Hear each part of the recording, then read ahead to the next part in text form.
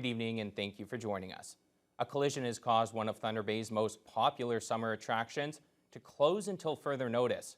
The carousel at Chippewa Park was damaged overnight after being struck by a motor vehicle. Jessica Clement has the details. It wasn't the call Tom Forsyth, supervisor for parks operations for the south side of the city, expected on a Saturday morning. A vehicle crashed into the Chippewa Park carousel Friday night, damaging one of the park's most popular attractions.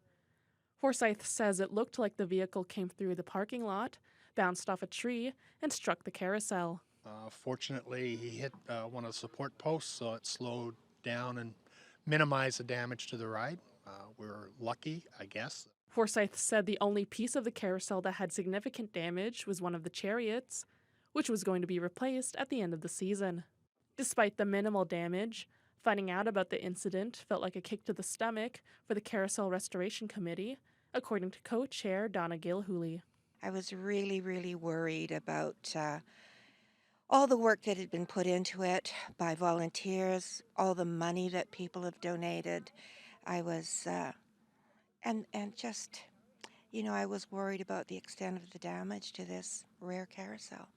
The group has raised over $1 million for the restoration process, and around $600,000 worth of volunteer labor has gone into the carousel, including contributions from local carvers.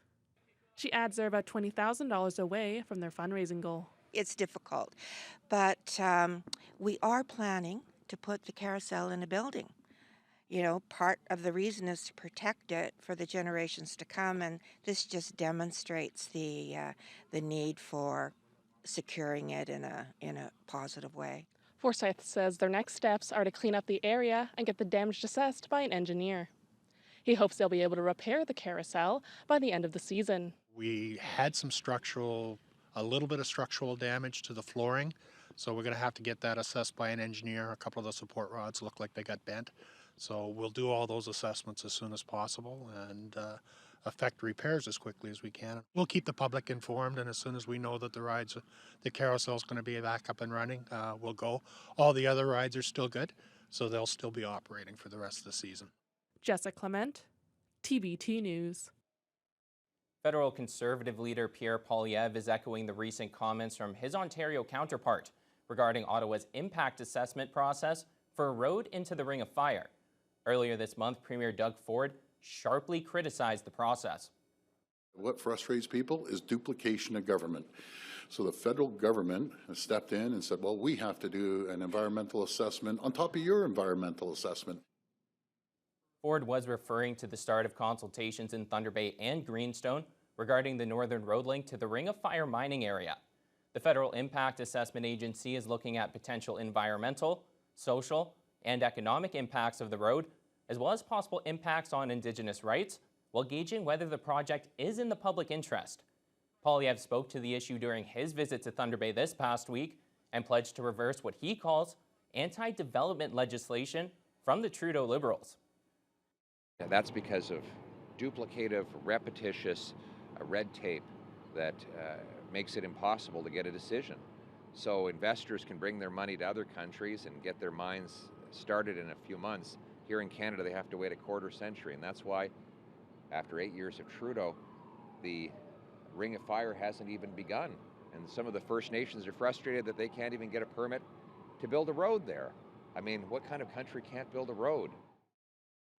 Turning to the conflict in Europe, Ukraine is moving its official Christmas holiday to December 25th, breaking from the Russian Orthodox Church, which celebrated in early January. Parliament's decision to, quote, abandon the Russian heritage comes as fighting in the south has intensified. CTV's Heather Butts has the latest.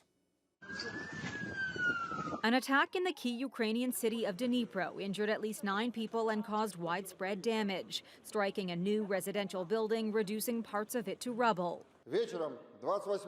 Russia's defense ministry said its troops had targeted and destroyed a, quote, command post with high-precision weapons. A retaliation, the Kremlin says, after it shot down a Ukrainian missile over a southern Russian city, 40 kilometers from the border. President Volodymyr Zelensky denounced the attack Saturday, saying, "For every such blow, for all Russian terror, the enemy will surely feel the force of justice."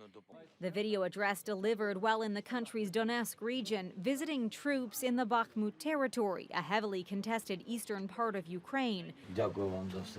Zelensky thanked troops with the Special Operations Forces for their heroic efforts.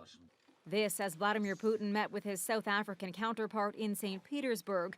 Putin says he'll closely support South Africa in organizing the summit of the BRICS later this summer, but agreed not to attend, given the arrest warrant by the International Criminal Court for the Russian president. Putin has been hosting African leaders, hailing the continent's growing role in global affairs and offering to expand political and business ties, viewed as a renewed Kremlin effort to bolster relations with a continent of 1.3 billion people. Africa's 54 nations make up the largest voting bloc at the United Nations. But the summit comes amid escalating tensions in the Black Sea over Russia's decision to terminate a Ukrainian grain export deal, putting global food supplies at risk. The decision made by Russia to tear up this agreement is hurting millions who depend on Ukraine's grain and wheat, as well as those, even if not directly receiving that grain and wheat, who benefit from the fact that with that wheat and grain on markets, prices are kept in check, kept lower. U.S. Secretary of State Antony Blinken today calling it a weaponization of food, the spike in prices now affecting the world's poorest countries. Heather Butts, CTV News, Toronto. Back here at home, for the first time in 5 years, Bicycles for Humanity Thunder Bay were once again able to ship bikes to a country in need. Volunteers were up bright and early this morning to prepare and ship 400 bikes to Malawi in Africa. The group has been steadily refurbishing unwanted or discarded bikes and shipping them since 2006, up until 5 years ago when the group wasn't able to raise enough money for bike shipments due to rising costs. This time they partnered up with Afro Bikes, a Southern Ontario organization, which allowed them to afford shipping costs. The group has shipped thousands of bikes to various countries in Africa and Southern America, and volunteer Rayo Peltominemi says it's great to be back.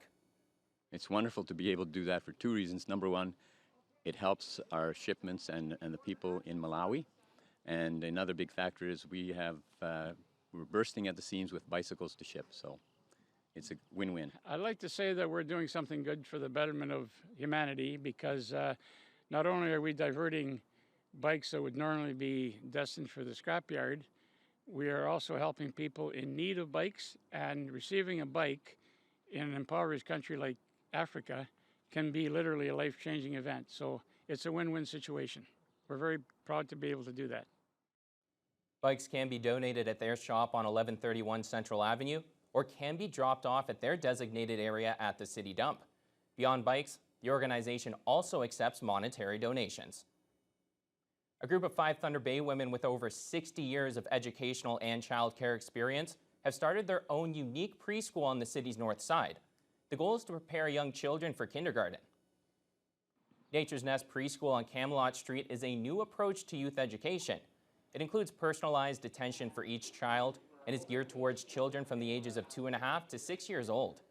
The books on the shelves are written by local authors, and the food provided to the children is grown in their own garden.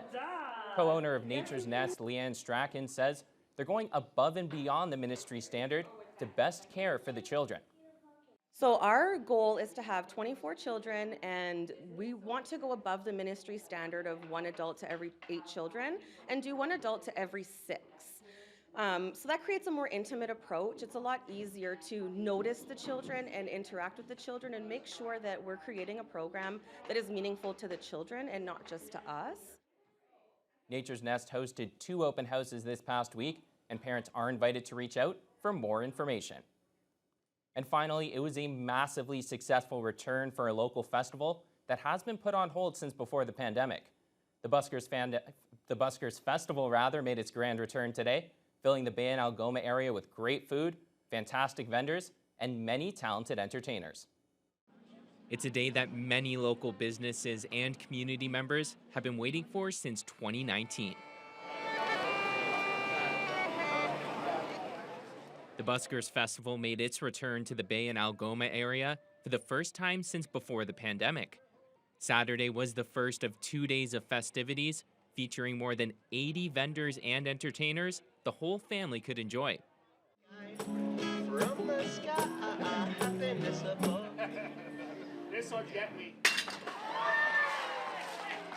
The organizing efforts were driven by local businesses in the area with the help of many volunteers, coordinators, and the city. Performers, vendors, the neighborhood. Yeah, no easy task, but it was fun.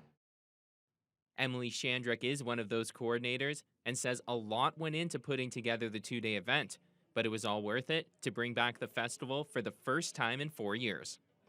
People are just eager to, go to live music, live performances, see the entertainment that's happening. And, we had such an overwhelming response from the community as far as performers and vendors and, the community. And the Bay and Algoma neighborhood has just been, amazing with the support. The event itself is free to attend, though many jumped at the opportunity to purchase some delicious food or amazing crafts from one of the vendors. Everybody is a participant at this festival, and that's what we love about it. Brian Hamilton is a local business owner who in the past has organized the event. This time around, Hamilton was a volunteer and says the work to make it a success expands beyond just area business owners. Concept of the Buskers Festival is that the collaboration is outside of the business area. This is really a collaboration of the arts and the culture community, the vendors. I mean, everybody comes together. It's a teamwork. The volunteers, the participants, like the families that come down here that donate to the Buskers. The event is running again tomorrow between 10 a.m. and 5 p.m. And we're now joined by